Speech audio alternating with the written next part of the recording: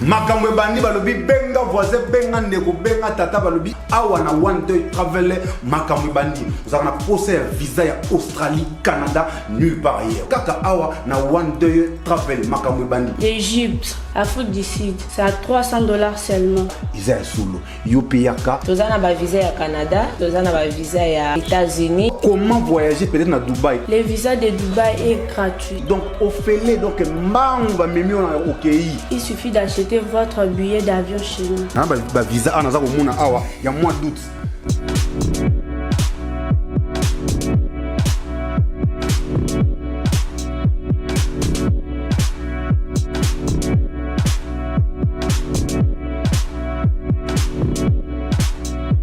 Awa nde makamba visa efandi donc naza nango awa nde boza komona awa nyonso ezali même bato ya mosala maboko ba plombier oh non za mamligablo na esimbaka te maintenant yaka siko ba osala eza ya nyongo basalo ya nyongo yota ngokoma kuna ozwina mosala ozana mosala maboko monike non awa ezo simba so te faut que les banda ba permis de travail ezali yoka lisulu.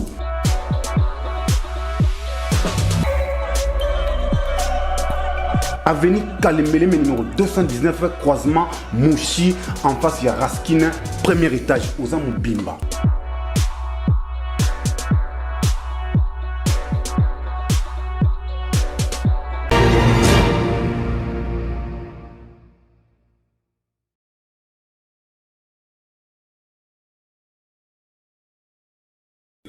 Bon week-end à vous, chers téléspectateurs et fidèles abonnés de Debout Congolais TV.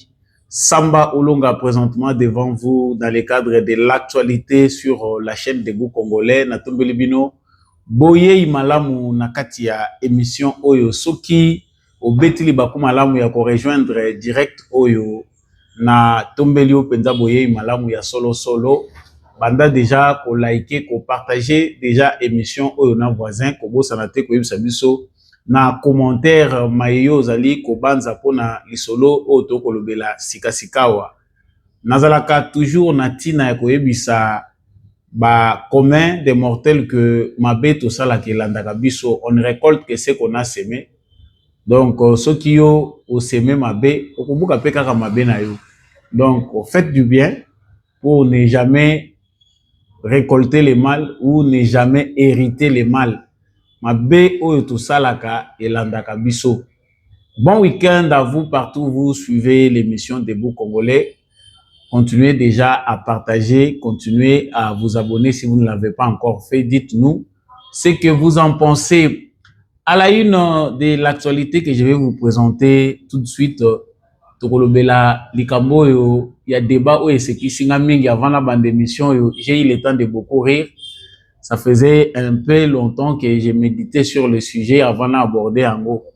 Débat sur fédéralisme, Oyo eza évoqué na Corneille Nanga sous pression, il y a ba service rwandais où ils allaient sous-traiter bango et memeli bango division kati na mouvement na bango. Donc ndenge bayembaka ba satan côté la bango linguma na bango ekoti satana to landango na kati émission Oyo comment na kati M23 conscience eza ko sala malgré diabolo azali ko kumba bango. Dans cette émission nous allons parler du fédéralisme qu'a évoqué Corneille Nanga au sein d'un mouvement terroriste, mais Azako évoqué penser il y a fédéralisme comme système où ekosala ke mboka s'est développé. Toko lobelango sikasika. Na deuxième sujet, toko aborder les Kambouya 21 sujets Kenya oyo bakangama ki na ville Kinshasa na commune Yansele.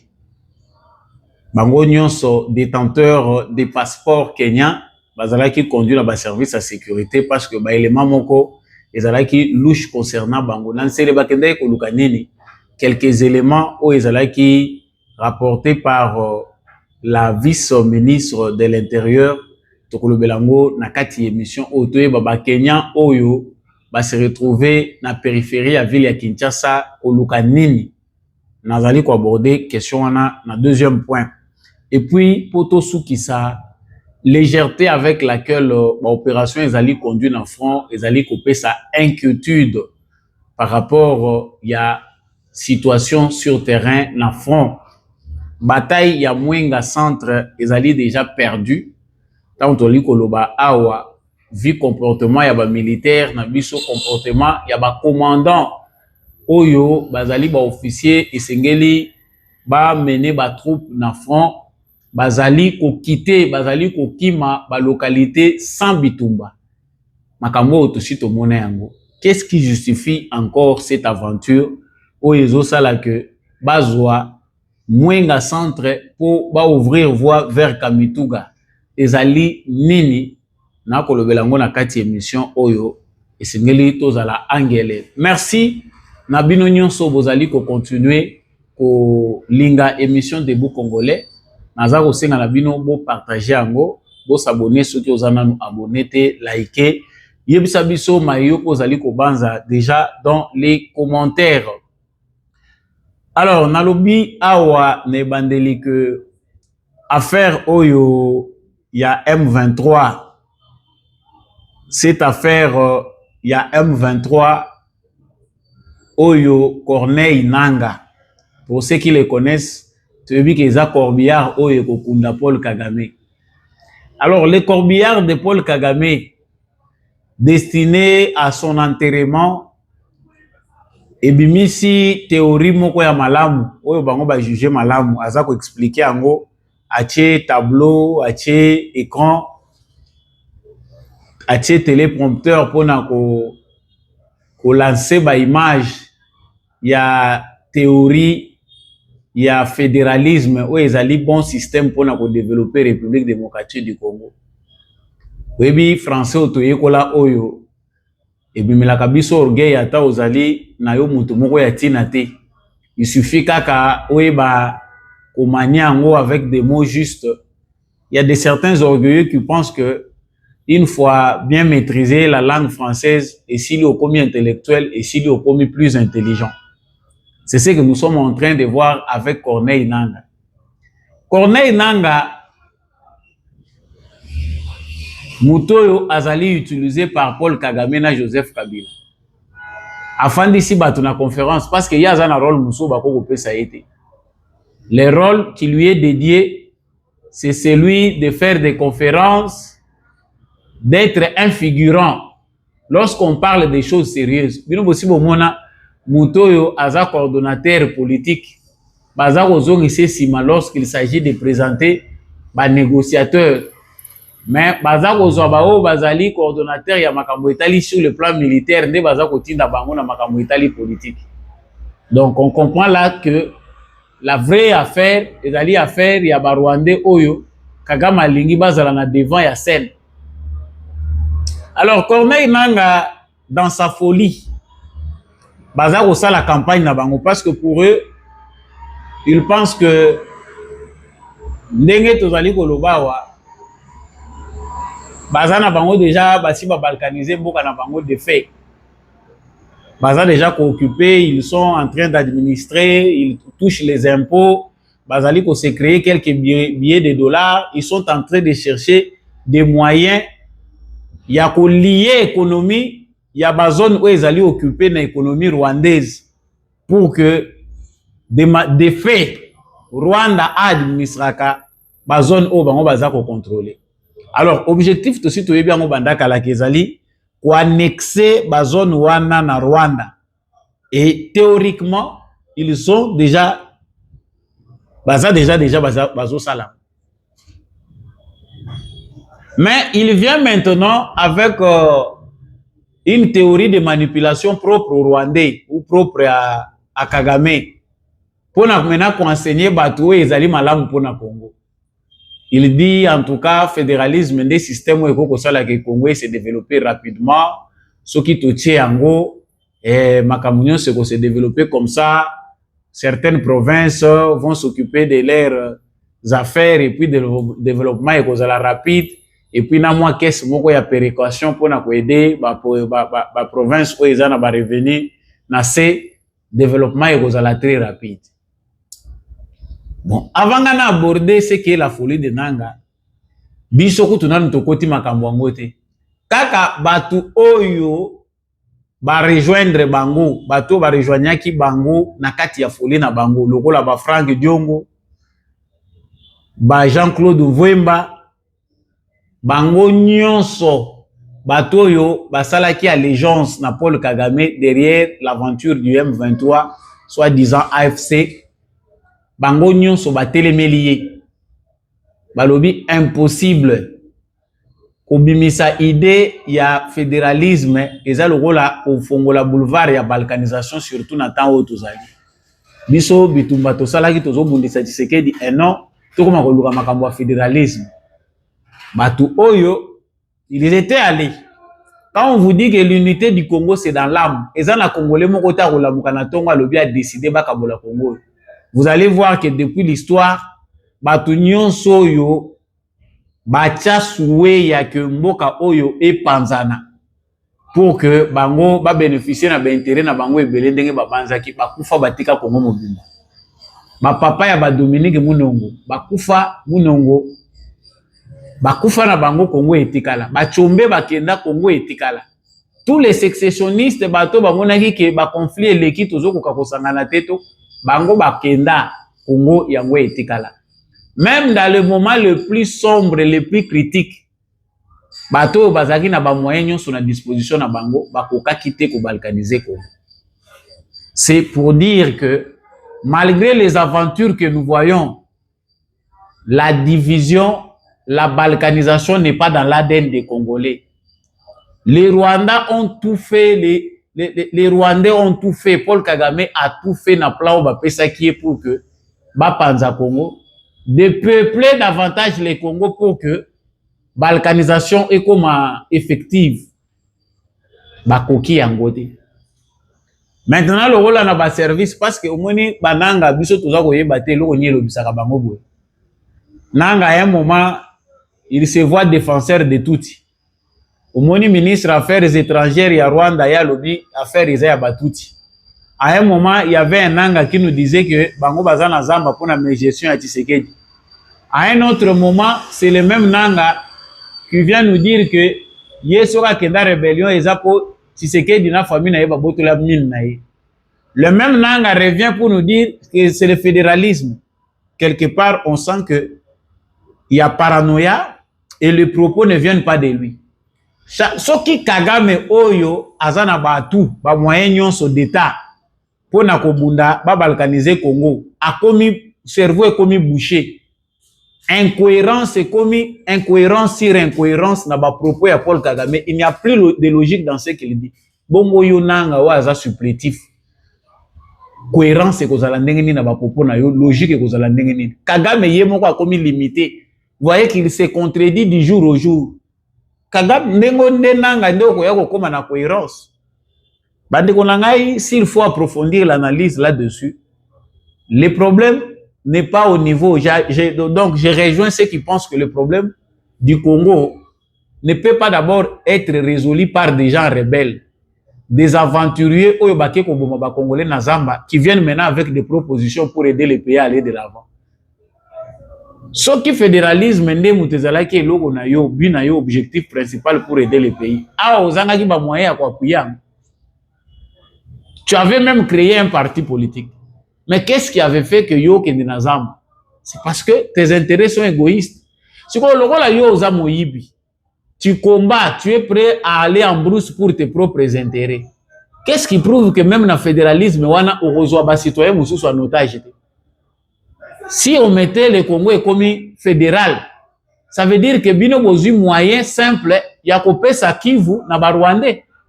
Parce que la plupart y a ba leader, y a Nord Kivu na Sud Kivu, basi basala allégeance na Rwanda. C'est probable qu'avec le fédéralisme oyo baza kotangisa bango na kati ya baloko ya service de renseignement rwandais ba balkaniser Congo bazwa ba congolais ba pesa bango siko officiellement ba koma ba citoyen rwandais.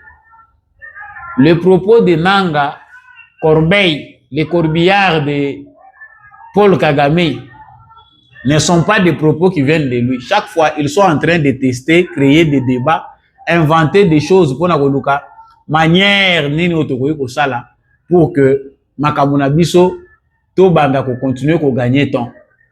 Et ce que Nanga a oublié dans ses dires, ezali que c'est vrai, yo za ko luka fédéralisme. Mais yo à un moment aux na Zamba kuna osali conférence au lobby Bisopé parmi les raisons et sali que tous à la ressource na Zamba, c'est parce que Tshisekedi a voulu changer la constitution. Ah, un ancien président de la CENI se retrouve en brousse parce que le président a voulu changer la constitution. Ce qui n'est pas interdit, cette initiative-là n'est pas interdite dans presque tous les pays du monde. Des initiatives pareilles existent. Mais yo, côté de Mozamba, il n'a pas le droit d'évoquer un changement constitutionnel. Si vous avez un fédéralisme, fédéralisme, au lingo comme ça Congo fédéral, sans changer la constitution ni la modifier. Vous voyez que Zamba peut, réfléchir, Zamba est comme ça peut liboma. C'est ici qu'on comprend que toutes les incohérences oyo tozali trouver na kati ya ba propos ya nanga eza kouta na yete laboratoire rwandais chargé de créer l'instabilité en République démocratique du Congo. Ba inventaka chaque fois ba astuce na ba discours pour na ko injecter yango na opinion congolaise. En tout cas bato toza kozwa ta ya kolobela ba biloko oyo tozo comprendre te qu'à un moment il faut to beta ka bakara na ba débat musu. Le fédéralisme dont il parle, même si un jour il faut tout débat sur la table, ce n'est pas avec des gens pareils que tu regardes ça la débat na tout en na mesa. Na écoute le ko kamusinga ezake na José Makila José a lobby a se contredit a lobby yé pas lobby te aza contre nan ba mususu ba lobby te biso bitumba toza contre Tshisekedi to longola nanu Tshisekedi ndeto ya kotala skoli kamba fédéralisme lokola Olivier Kamitatu yé aza ko rater les sous te Makila ya M23 eza ko réclamer. Non, l'objectif c'est d'abord chasser Tshisekedi de pouvoir, pas fixer une limite pas au-delà de 2028. Et comme ça, après, une fois que Tshisekedi serait parti, parce que le vrai problème, c'est lui, n'est pas aborder ce question wana, oui, il y a des gens qui ont des rêves, mais il y a certains rêves sont des illusions. Alors, ne vous faites pas trop d'illusions, parce que les temps sont mauvais. Tshisekedi vous avez contribué à les rendre plus forts qu'avant. Adversité au vous créer na Tshisekedi et rendre les sous plus fort. Donc, ce débat-là n'a pas de raison d'être.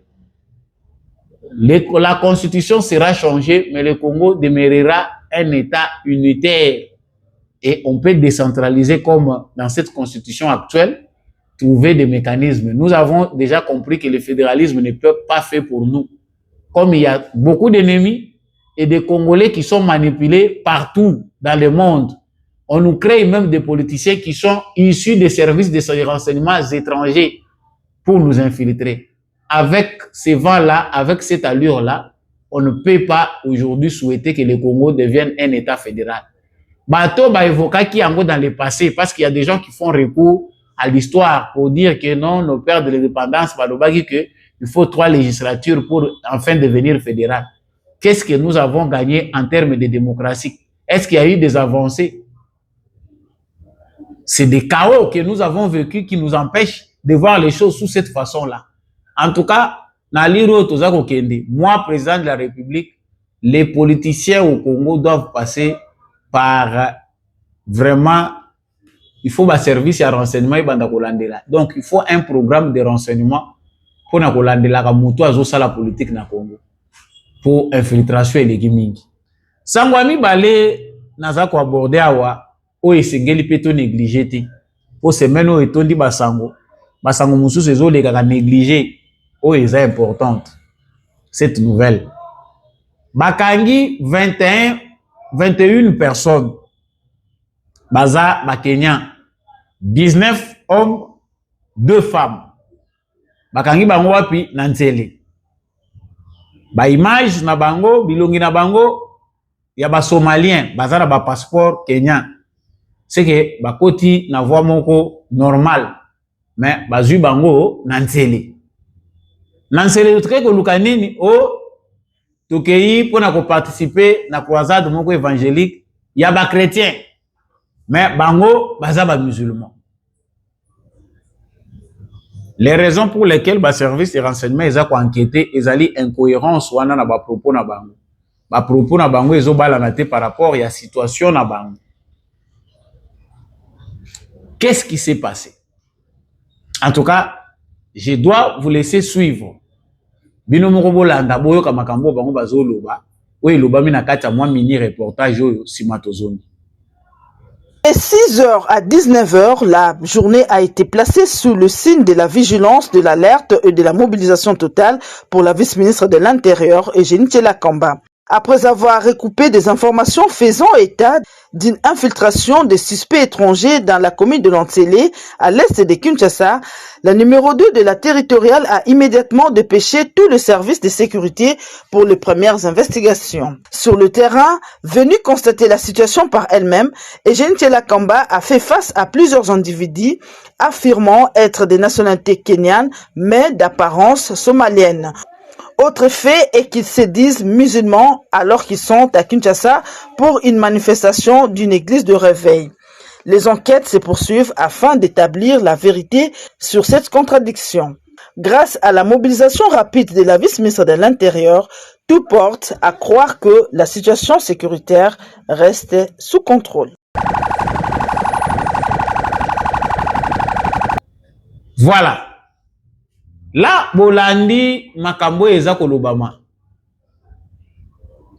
C'est que, bah, citoyen wana bazako enquêter sur Bango, on rassure que le climat est allé maîtriser, ministre Nabiso et intérieur adjoint, ou la vice-ministre de l'Intérieur est descendu sur le terrain pour s'enquérir de la situation. Ne prenons pas les choses à la légère. Les lots, ceux qui tokeyi na suka ya ntsele kuna, tokoti maluko, mobondo azali. Les mobondo qui massacrent sont dans les environs. En tout cas, ngai bolimbisa ngai eza makanisi na ngai, je ne dis pas que c'est ça la vérité, mais idée oyo yeli ngai ta na yo kaki bakangi 21 Kenya bilongi ndenge bomoni wana baza lokola ba Somalien. Baza wapi ba se retrouver na Nsele bae 21 citoyens kenyans, citoyens normaux boy. Bauti Kenya baye na Congo baye ko participer na croisade ya évangélisation ya ba chrétiens et surtout que bango bazana bango ba musulmans. Oyo ezali plan ya Kenya ya kobanda kotindela biso ba terroristes. Le Kenya et le Rwanda déstabilisent beaucoup de pays dans la région. Bomoni bino moko makambo eleki na Tanzanie, on soupçonne les Kenyans. Bino moko bozolanda yango. Le président Kenya à un moment, lui aussi soupçonnait que dans Makambo et lesquels qui est pas naïe, il y avait une main noire derrière les manifestants, ça dit ça venait de Kinshasa. C'est que yé pe azana kati ya kosala ba calcul. Ba banque na bango pe awa toza ko lobawa na yebitenga muna zo ko loba banque ngo ya pe na osalela. Fona longwa déjà na yebande ntoko sala. Bo bomba nga pardon. Ba intérêt Kenya o eza il faut ko surveiller ngo de près. Moi je vois très mal ba mouvement wana ya 21 citoyens ba se retrouver dans Nsele baye kotala ba somba maboke baye ko somba mbisi ya ba pêcheurs. Ça c'est incompréhensible. En tout cas moi j'ai lié ça directement au Mobondo. Wana eza raisonnement nanga. Je ne sais pas les conclusions des services de renseignement, mais en tout cas moi dans ma logique j'ai vu que batu oyo bazali complice na Joseph Kabila. L'objectif ezali ya kokotsa ba citoyen wana bakende ko se retrouver lokola bango bazana ba terrorisme na bango parce que ce sont des gens qui peuvent être formés. Le terrorisme est créé na ba service ya renseignement. On crée des terroristes, on les amène quelque part, on les donne des missions. Et puis ba pesi bango idéologie ndenge nini bako ko sala. Ce qui se passe au Nigeria, ce qui se passe dans beaucoup de pays d'être au monango, ezali inventé na ba service ya renseignement ya ba pays puissants ebeli. Le terrorisme, c'est une création politique. Et ça, on a une raison religieuse. C'est le temps de veiller. Si vous avez Kinshasa, ils ont cible. Il y a des menaces potentielles. Batouana balingi pendake na Kinshasa batuba chamilo na mutuba banokende d'une commune vers une autre commune. Tolobara boyo kakate bino bolinga mieux ko guérir. Nous avons dit, et je termine par ce qui se passe na Mwenga centre, ce qui s'est passé ce week-end, on ne sait pas ce qui se trame dans l'état-major de FARDC. On ne sait pas quels sont les ordres qui sont leur donnés. qui leur sont donnés, pardon. Mais dans le moment où nazali kolobawa, ezali kopesa biso esengote. Tango tozali komona que makambo esalaki que to perdre Goma, to perdre Bukavu et d'autres entités autositaka awa ezali ko se répéter na ba ligne de front. Et mingi nga constat na sala eza que chaque fois que le président se trouve à l'extérieur du pays, ba événement moko esale makao omona ka to perdaka kaka terrain. C'est comme si et logo to mona kango même na ba ministre na biso, même na gouvernement na biso. C'est comme si présence ya président Tshisekedi sur le terrain de yango nde muto esala ke stabilité to meka komona. Donc une fois qu'il n'est pas là, on dirait makambo nyonso ba relâcher. Comment vous vous attendez toujours que on nous attaque ces gens-là? Si tu as vu nos programmes na bangwao, que malgré avancer, signer accord, Kagame va aller, la pression à payer tout ce que nous avons dit. Bango objectif na bango na mutu na bango. En tout cas, pour eux, ils pensent qu'ils sont dans les bons temps, qu'ils sont encore sur le territoire congolais.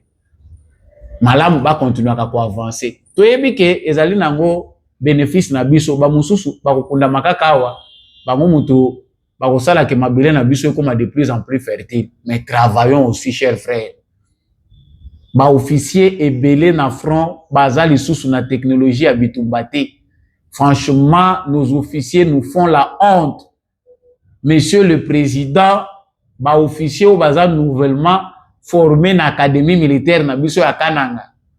Ces jeunes officiers doivent être rodés na ba technologie moderne ya bitumba. Ba tactique ya bitumba ya sika. Toza na problème na ba officier na biso akaloyo. Bande ko na biso na mulongo bazo komela biso bazo lela. Ces officiers ne représentent plus. Bazata na tactique te morale ya troupe ezate. Donc ils sont prêts à fuir chaque fois que l'ennemi se présente. À traîner. Yeka ka miso ezaka ya côté le masoka yoki ba futi. Wana miso komi paya. Mais quand les choses sérieuses ezake ndenge nini ko organiser ba troupe, ndenge nini ko bongisa batu pona ko attaquer ennemi, akimi déjà za na mboka mususu. Donc tant bozo yoka ke bazo avancer wana, bazo sala ngoka ndenge basala ka d'habitude. Ils avancent FARDC zo bunda na ete, ba wazalendo pe lokola baza ba ko accompagner ba FARDC. Ezo ke ndaka kolala. To gagner kotoyo, baza ko poussa na kotoyo. Na lobaki na ba mission eleki qu'ils sont en train de vouloir encercler ndenge basalaki na Goma pour isoler la localité oyo nyonso bango baza kozwa na ba renfort baza na ko s'éparpiller pour ba encercler bo surtout kaka po bakomi awa ndenge nini ya biso eza koloba mieux vaut tard que jamais. Monsieur le président, chaque émission tokobanda kozongela makambo oyo ayez la carte de la guerre bitumba ba prépara kango tozala na biso carte ya bitumba. Notez déjà, mettez déjà des généraux, des colonels potentiellement prêts pour la guerre. Pour tout que ça m'a sonné. Tu vois que guerre est comme un peu hautement technologique parce que ma puissance va s'inviter sur le sol congolais. Pour anglo na linga pena ko fongola ngo mingité pour rendre la biso par mais ce qui est aussi vrai, j'ouvre la parenthèse, c'est que les forces, les puissances s'affrontent sur le sol congolais. Si Tshisekedi seulement agissait sans sagesse tozangi Congo. Émission est comme na suka wana to développer ngo na ba émission ezali koya na week-end balobaka ebelete parce que makambo pe ebele ezali ya kosala o sepeli na analyse nanga liker partager na voisin abonnez-vous bo like ka bo partager sala ka biso malamu. Merci na l'homme de la vérité des urnes Jean-Louis Timbalanga. Matondo na papa Maurice Kikangala, merci beaucoup à papa Michel Lumakaso. Naza kotonda papa Paulin Chika, maman Bilbilonda, maman Lisette Mumbendu, maman Rose Rikari, bandeko nyonso bolingaka sambolonga. Na se ya itando oyo, ba moyen ezali ba canaux utiles pour soutenir cette émission. Ndenge boza ko apprécier ba analyse nango. Ngai na bino tokokutana prochainement na émission mususu. Au revoir.